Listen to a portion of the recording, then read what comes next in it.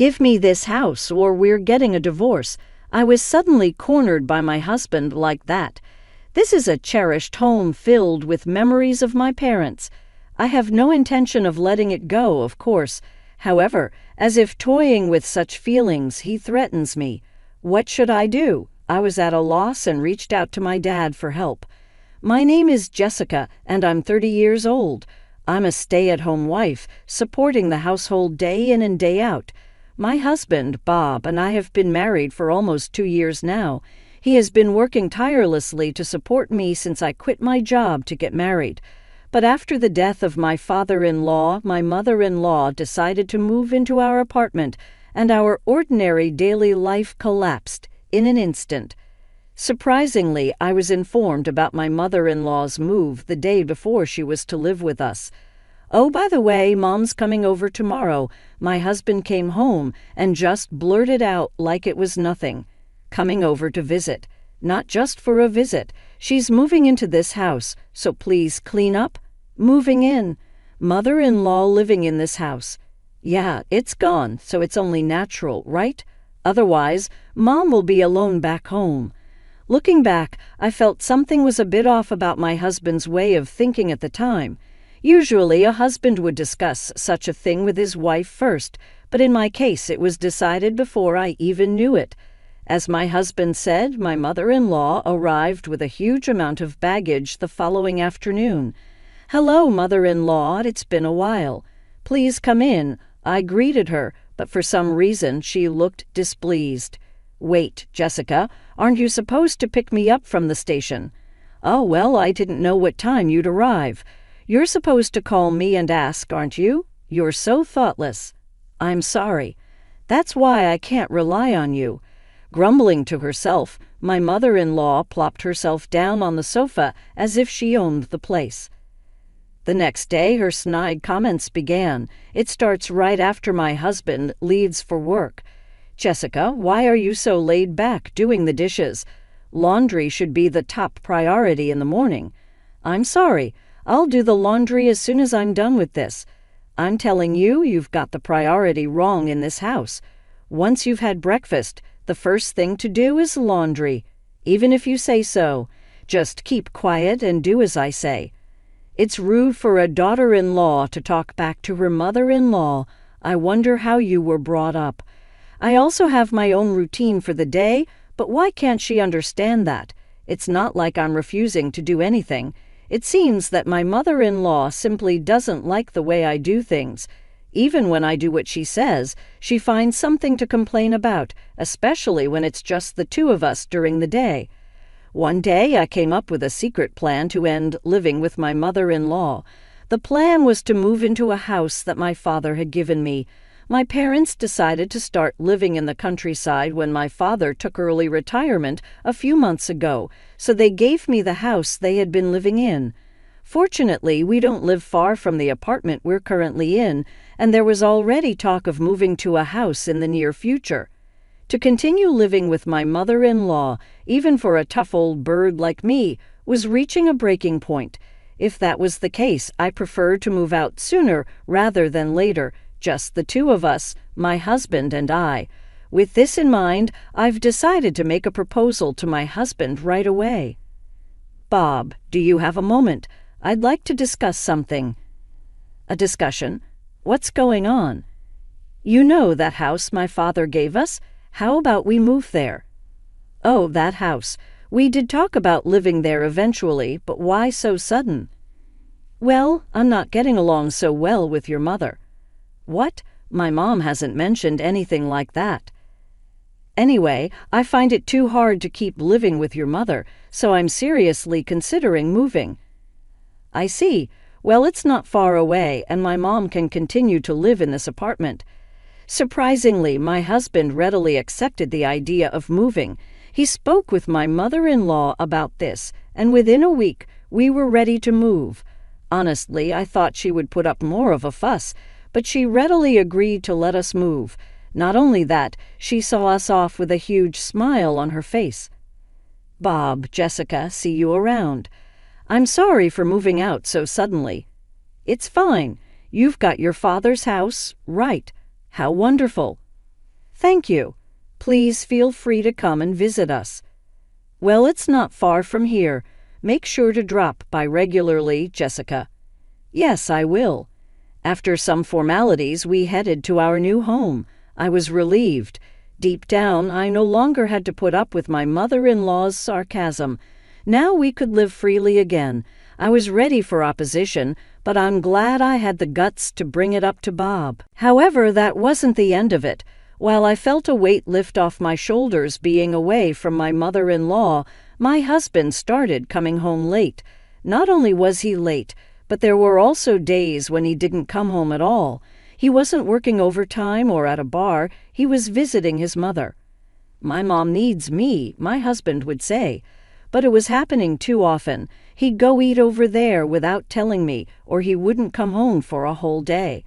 Because of this, my daily routine was falling apart. Something had to give.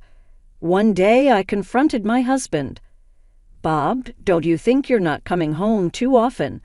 Really? But I'm just staying at my mom's place. That's not the point. At least let me know. I end up wasting food. You can eat it the next day, Jessica. You're a stay-at-home wife, always at home. What? You think because I'm a stay-at-home wife you don't need to contact me? Well, it's the truth, isn't it? Being a stay-at-home wife means you're just lounging around at home, right? What? Besides, I'm more worried about leaving my mom alone. Ada will be back soon, and I need to talk to my mom about that. Ada is coming back. Ada is my husband's younger sister, who is currently living abroad due to her work. I was surprised to hear about Ada's return, but what did he have to discuss with his mom? Ada is coming home, huh? But do we really need to discuss this with mother-in-law? Curious, I asked my husband. Of course we do. Ada will be moving in with us. What? Really? Apparently, Ada lives in a decently large house overseas, and she's whining about wanting a similar one here. That's why I think she will end up living in this house. This sudden turn of events left me utterly blank. My sister-in-law moving into this house? We just got away from mother-in-law, and now this? Hold on a second, Bob. This is the house that Dad left me. Why would Ada? Well, remember our old apartment where we originally lived? Mother-in-law lives there now, and it's too small anyway. The only option for a larger house is this one. Don't decide all that by yourself. I never planned to live with Ada. Oh, we're not going to live together. We're giving the house to Ada. What? What are you saying? Listen, we're moving back in with mother-in-law. Ada can have this house and live here freely. The complete disregard for common sense almost made me lose my balance. Despite me repeatedly saying I didn't intend to live together, Bob finally snapped. Will you knock it off already? We're able to live because of me, so just keep quiet and listen. Stop joking. This is the house I inherited. Why would Ada? This house is too good for you to live in, right? Ada has been living overseas for a while now, and I promised her a large house. I can't back out now. I don't care. I'm not okay with this.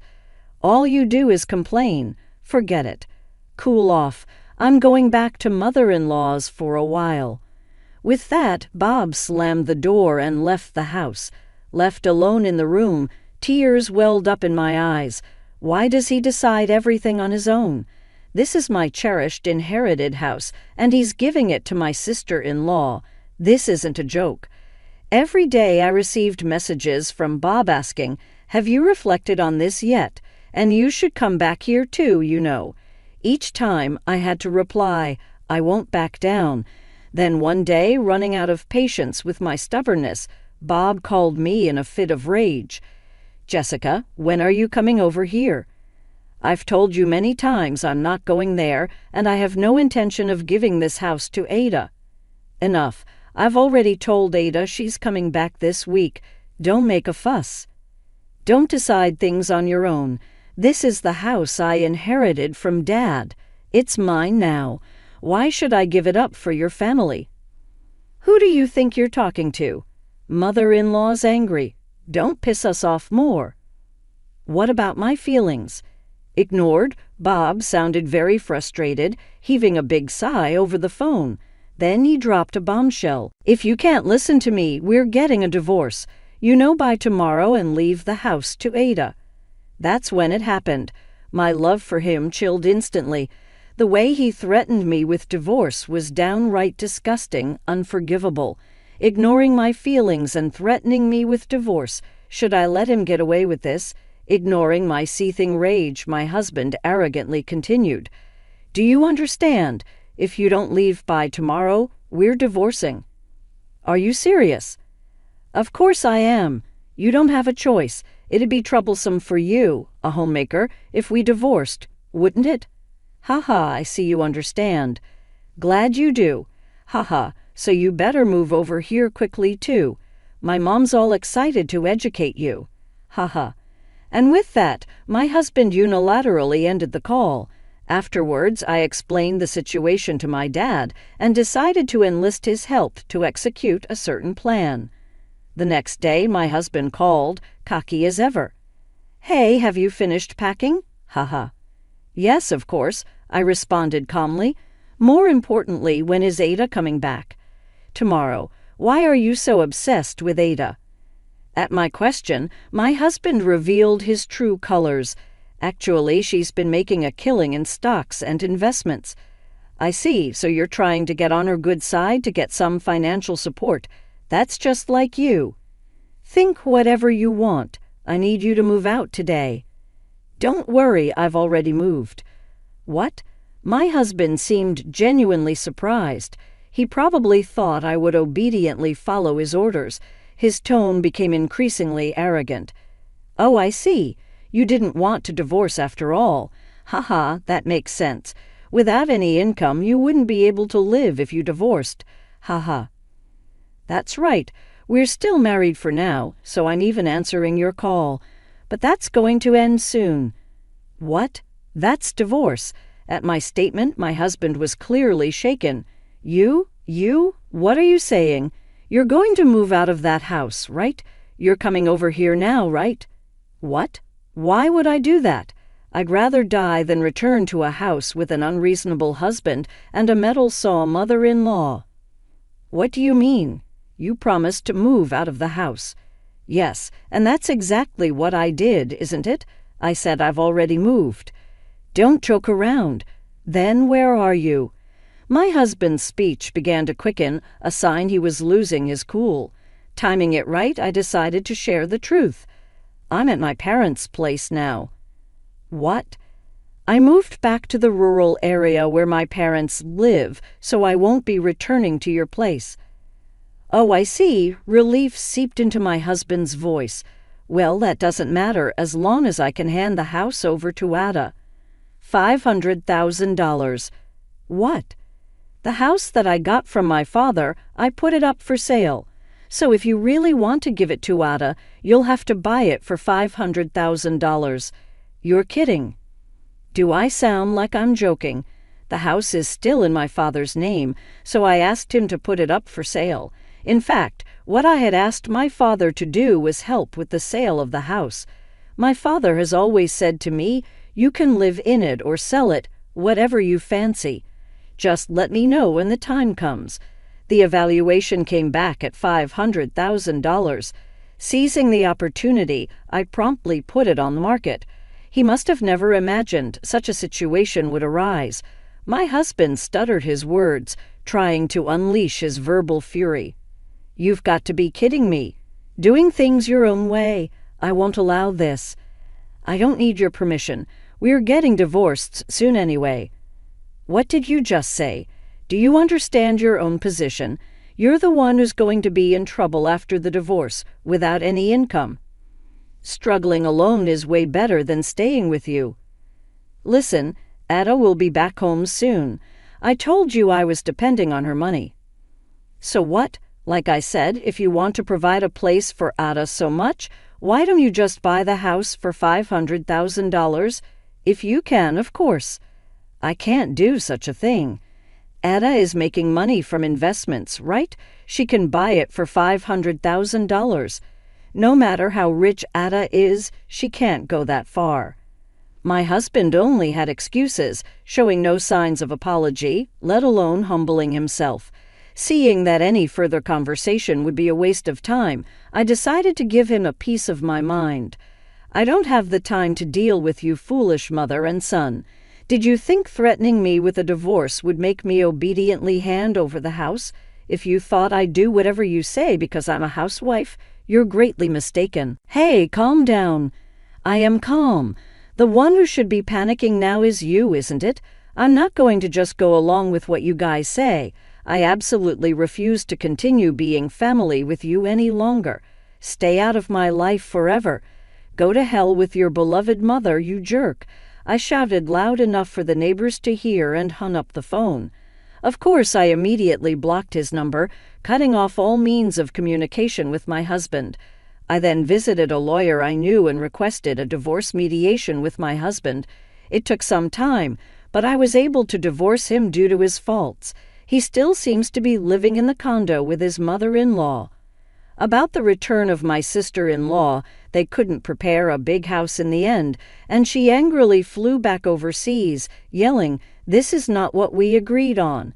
The ex-husband's plan to ask for financial assistance from his sister-in-law, who had been making money from investments, ended up failing miserably. Nowadays, it seems they're just scraping by with the alimony to me and the living expenses for his mother-in-law. As long as he continues to live with his demanding mother-in-law, it seems unlikely his life will improve. On the other hand, I've been living peacefully in the countryside with my parents since moving. Just recently, thanks to a recommendation from a neighbor, I was able to get a job as an office worker at a small orchard. I now earn a decent income. For a while, I plan to live here. I'm going to stay as close as possible to my parents in order to repay their kindness.